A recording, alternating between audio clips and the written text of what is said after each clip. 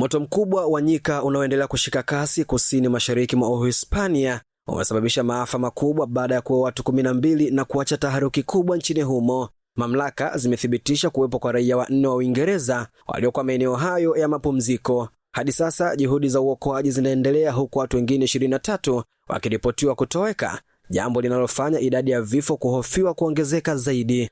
Moto huu umetajwa na wataalamu kuwa ndio moto mkubwa na mbaya zaidi kuwahi kushuhudiwa katika historia ya hivi karibuni ya Uhispania.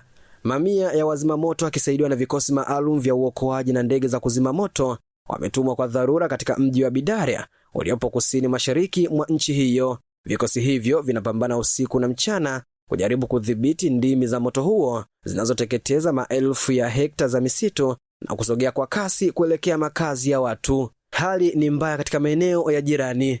Mamlaka za eneo la Los Galados katika jimbo la Almeria zimeeleza kuwa hali bado haijatengamaa na zimebainisha kuwa idadi ya majeruhi na vifo inaweza kuongezeka wakati wowote kadri ya operation ya kusaka waliotoweka inavyoendelea.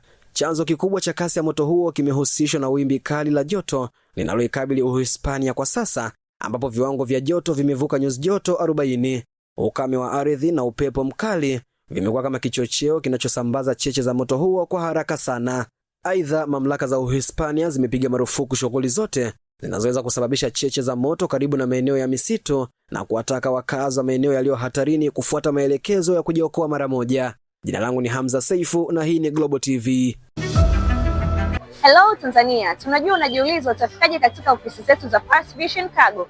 Tunapatikana Dar es Salaam, barabara ya Rumumba, jengo la ushirika Tower, floor namba 8.